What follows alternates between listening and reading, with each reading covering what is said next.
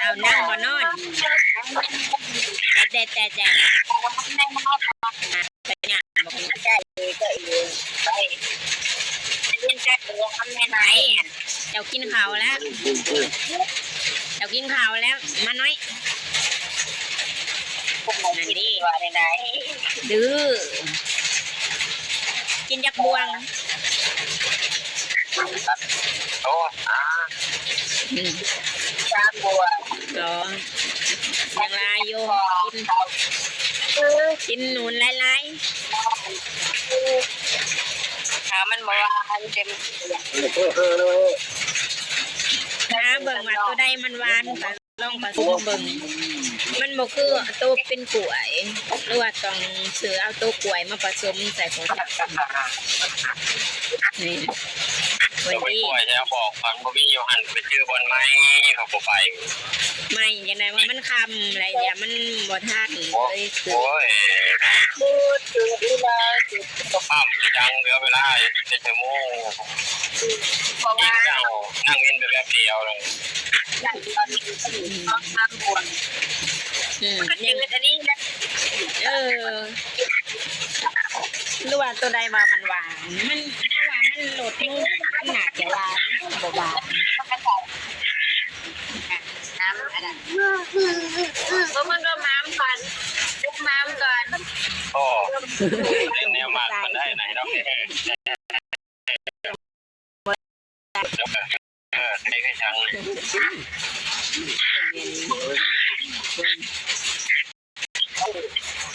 ลื้อพี่จ๋าจุ้งไหนนี่คือเข้าแล้วครับเบิ่งเดือกินข้าวน้อยลงเลยเนี่ยดื้อ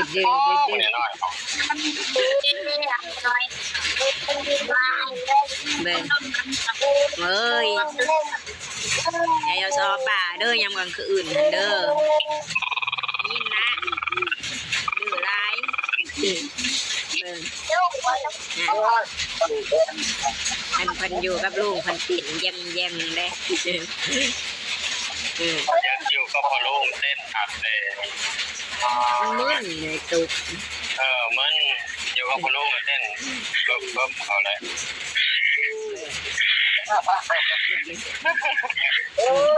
ไปยุ่มลงเบิ่งตี้ไปเลยค่ะไปตุกเลยอย่าเขาก้มน้ำอายอยู่แล้วเอาไปอ่านไปเหมือนแย่งหน่อยดูย่างเขาตา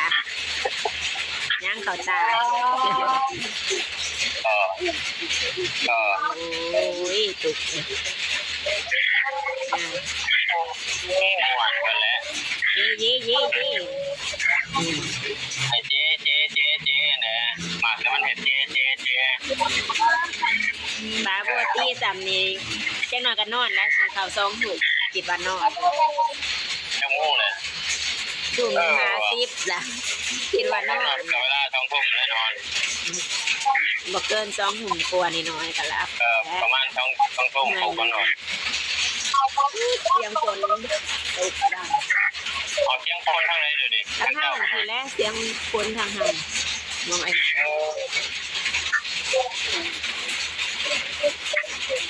มาตุ๊ก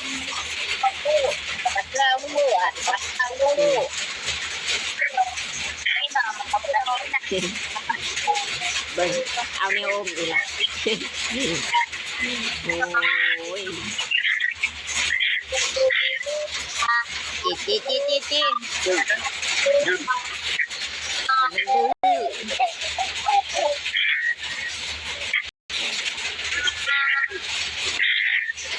เบิ่งชาคนยืนเบิ่งจี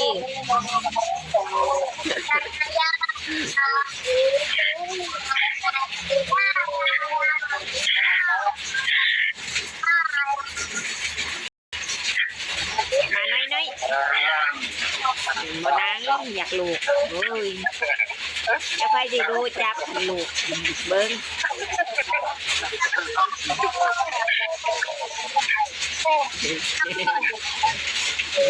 เบิ้ง อยู่ก็พอลูกเลยขาดแต่ อยากลูกเบิ้ง อยากให้มันลูกแต่ ไม่อยากนั่งไม่อยากลูกไม่อยากเต้นให้นอนบ่นอน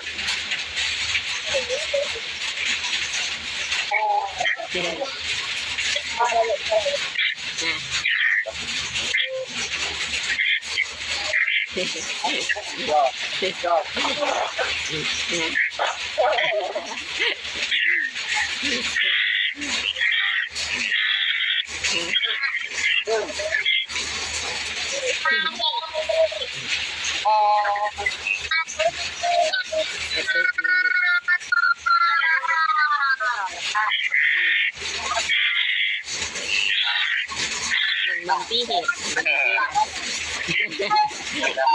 ตาเห็ดกินไปกินมา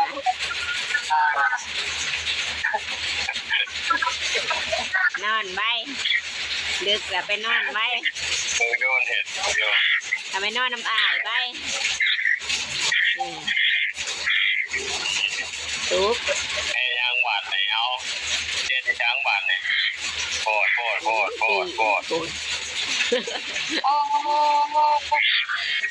คนตี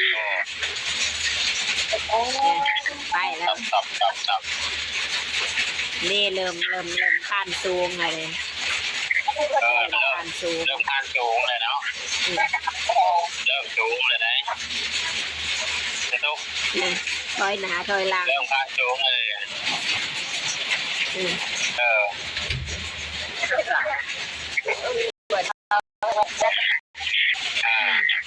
มาได้เกินล้อ ไว้ดื้อมันน้อยเบิ้งกินยัง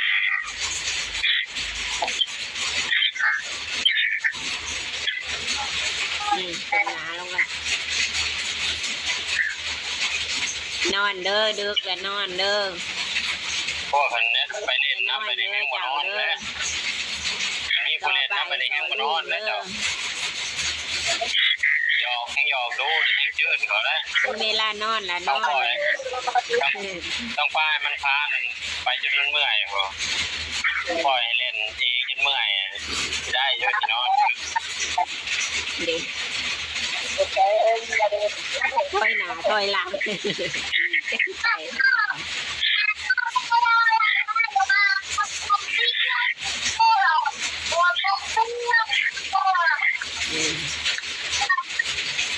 ไปปล่อยข้านนั่นนี่แหละเดี๋ยวก็เมื่อยแล้วก็นอน ไม่ลิ้นแล้วก็นอนจะมากันนอน เล่นน้ำเมื่อยปล่อย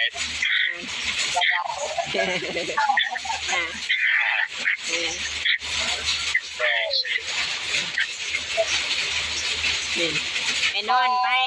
เลือกละไป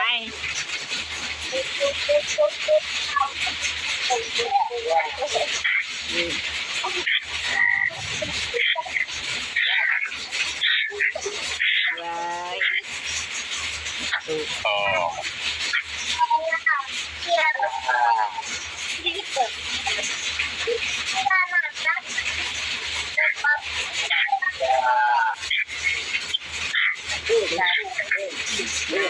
เบิ้ง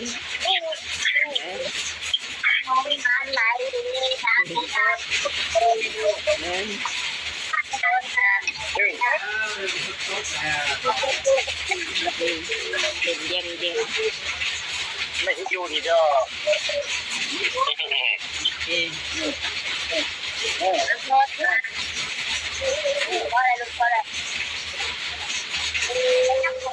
พอแล้วได้เมื่อย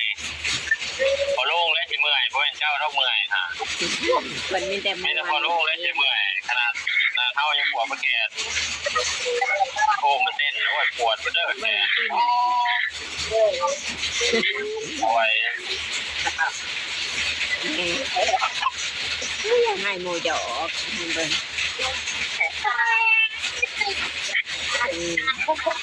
วิญญา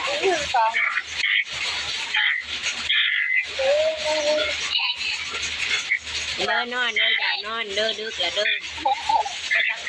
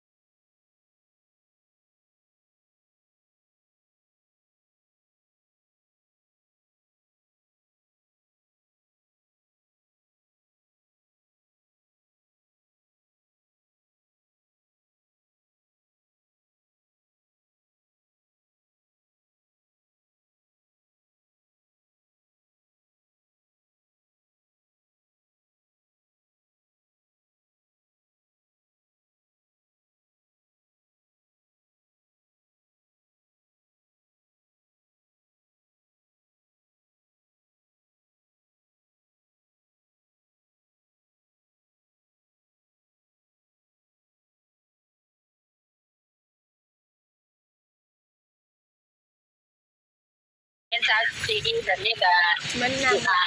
ก็ได้ม